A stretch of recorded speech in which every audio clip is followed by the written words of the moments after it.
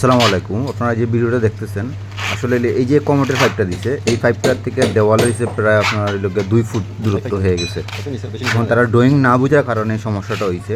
তারপরে আমরা যে এটা কাজ করে ঠিক করে দিতেছি এই পাইপটা লিখে আপনার যে গাছের উপরে চলে যাবে 2 ফুট দিছে। দেন আরেকটা দেখেন সমস্যা কি, এটা করছে কি আপনার, তো এটা পরে বলতেছি।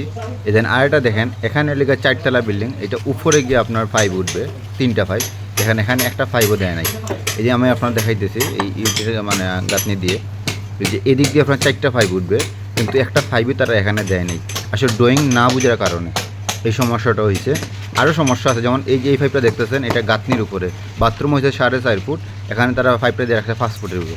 আমরা পুরো ডালাই ভাঙ্গে আবার আসতেছি, এদিকে পুরো ডালাই ভাঙবো, যে উপরে কোনো ছিদ্র রাখা নাই আমরা করতে। ওই যে পরে আগে যেটা বলছিলাম এটা, এই দেখেন এখানে দরজার থেকে আপনার দরজা লেগে 3.5 ফুট, তো এই পাইপটা দিছে আপনার লেগিয়া 2.5 ফুটও। দরজা 2.5 ফুটের দরজা কি হবে, মেইন দরজা 2.5 ফুটে দিছে। এই যে আরেকটা সমস্যা দেখেন আপনার কিচেনের পাইপ, এইটা পুরো গাঁথনির ভিতরে হামাই গেছে। এই যে আপনারা দেখতেছেন গাঁথনির ভিতরে পাইপটা হামাই গেছে।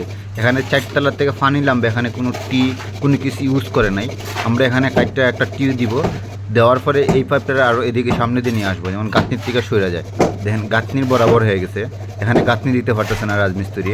তারপরে 4তলাতে জানি পানি নামবে আপনার কিচেনের, এরকম কোনো ব্যবস্থাই নাই এখানে। দেখেন কোনো ব্যবস্থা নাই এখানে। আমরা কাইটটা টি দেবো এখন, এই যে কাটা হইতেছে।